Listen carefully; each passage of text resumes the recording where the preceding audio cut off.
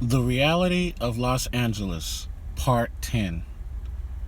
This is the final video concerning the Reality of Los Angeles series that I've been doing, finally. And in this video, I'm going to talk about how black people treat other black people here in LA. And this is the most important thing to talk about because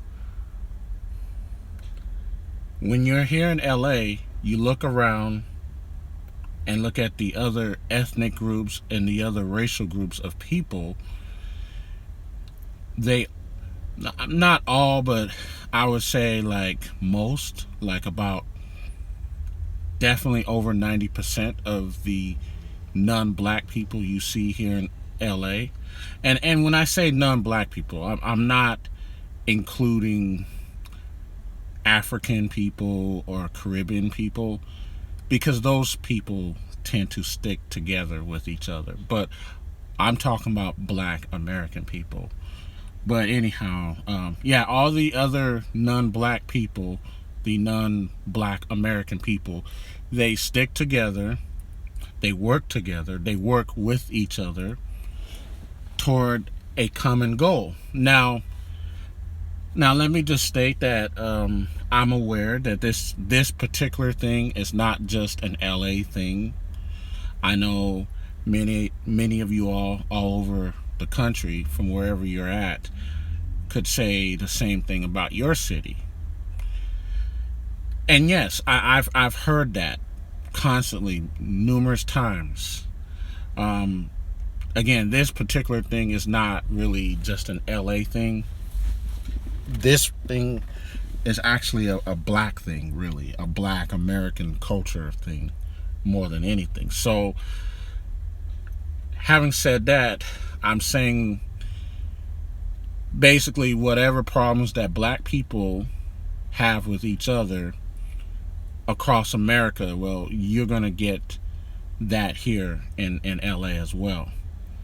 It's really no different. But since I am talking about the reality of Los Angeles, I do need to bring up some things that I would say is kind of unique to LA. Not necessarily a good thing. Actually, it's a bad thing. But it's a particular history that happened in LA compared to other cities.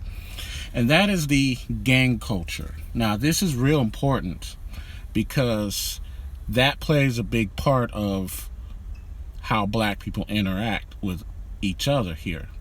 The gang culture, the Crips and the Bloods, that's a big part. Now, it was really big during the 80s and 90s when it was at its height of gang membership and violence that was going on in LA. Right now, really since the 2000s, the early 2000s until now, that sort of thing has pretty much calmed down. It's died down. You still have elements of gangbangers here. As far as black gangbangers, of course you have many Latino gangbangers and Asian gangbangers. Believe it or not, there's a few. There's some Asian gang members. Everyone has their gang, and then of course the other big cities in America: New York City, Chicago, Detroit, Philadelphia, Boston. What they tend to have over there, from what I'm told and what I just keep seeing and what's depicted in movies and TV, is not gangs or gangbangers. If anything, they have like mafias or mobs or just real gangsters, just real true to the game gangsters. Okay, real, like, just gangsters, not gang banging, not that unorganized shit like you have here in LA. And there are some mobs and mafias out here too in LA, and that's combined with the other gangs. But as far as black people's concerned, a big deal. Well, okay, so you have the black people who's either in a gang or they're affiliated with a gang, and then you got the ones who are not.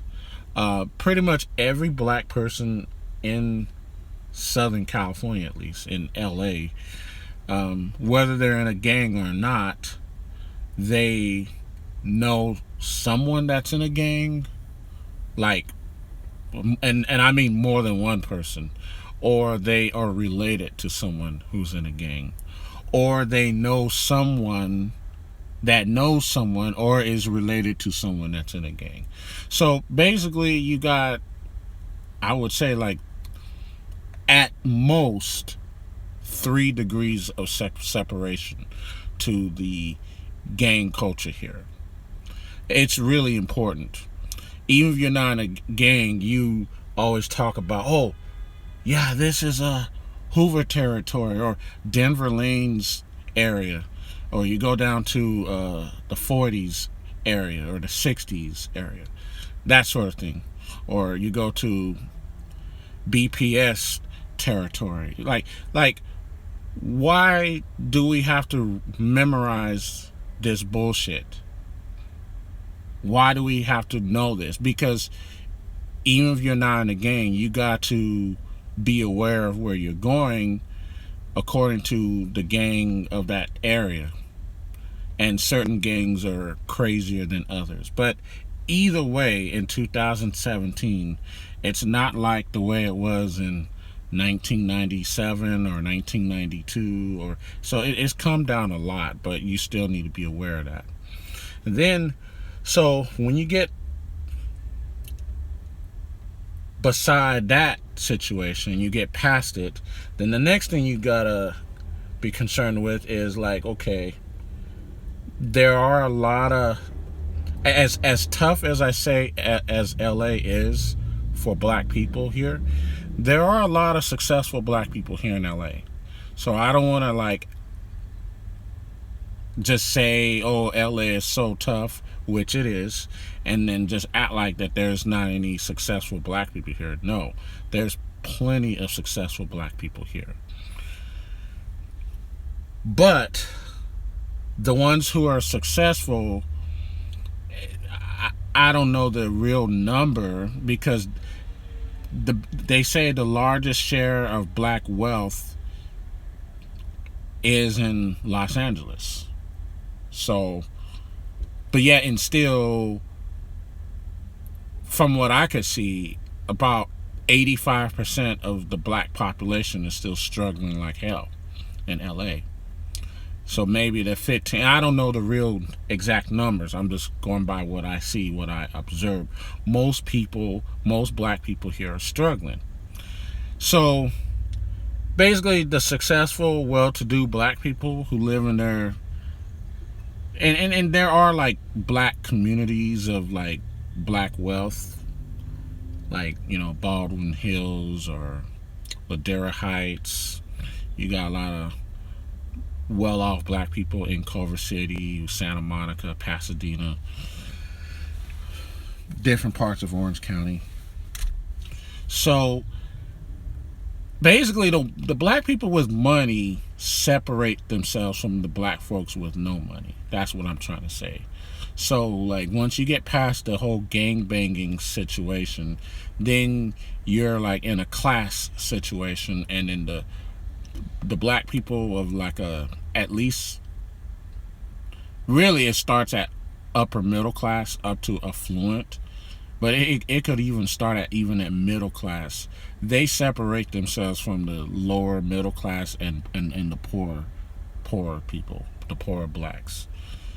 So basically, LA is just very segregated and divided, and it's not just by race, which it is divided by race, a big part of it. And then once you divide it yourself based on racial lines, then you further, you being a black person, then living in LA, you further divide yourself based on class, even more so. So then you're just basically, black people are the most isolated group of people here in LA, in a nutshell. There's really not too much more to say on that. I said all of that just to say that black people are the most isolated group of people in Los Angeles. It's not just from white supremacy, even though white supremacy, runs and controls America. But white supremacy is like so effective. You don't even have, well, you do have white people running stuff in LA. It's just you don't see them. The only people you see that appears to be doing anything are Hispanic people and Asians, which I've said that in previous videos concerning LA. But yeah, black people are very isolated. We are very divided. Again, I think that is not unique to LA. That's in other parts of the country. But I had to throw in that the gangbanging thing, because that's another way to divide black people too, based off of Crips and Bloods and that whole bullshit. So basically, black people, you really, and also, like, if black people here tend to be very jealous of one another. Again, I think that is the case all over America, from what I'm told, from what I hear. Black people, we really have a major problem in general, which we know that, but I'm talking about LA. We really have a problem here. In spite of all of what I said, of how other race of group of people treat other blacks in the previous videos, whether it's the Hispanic, Latino people, the Asian people, or the white people. In a nutshell, to be quite honest, it would be nice if they did treat us good and treat us like human beings. And some of them, there are some good, decent, kind-hearted, non-black people here in LA, and I've run into them. I was just talking about just the general perception as a whole. But in spite of all of that, it's really not their obligation to, well, in an idealistic world, we all would get along, and it wouldn't have anything to do with color or race. But we don't live in an idealistic world. So we live in a realistic world. And realistically, they're not obligated to treat us good or treat us decent. But some of them do, some of them don't. But in a nutshell, it's like, who do you turn to in LA? Basically, you cannot turn to your own kind if you're a black person. The only way you might could turn to other black people is if you are already successful and you're doing good for yourself. You're like in the upper middle class or higher class with wealth or some sort of income. Then you could turn to other black people in that position. Now, they do stick together. Let me just throw that in there. But it's like, if you don't fall into their class, their circle, nigga, fuck you. That's pretty much it right there. So that is all I gotta say on that matter. If you liked the video, please give it a thumbs up. Share it to any of your friends if you know anyone in LA, or to other people who think LA is such a great place.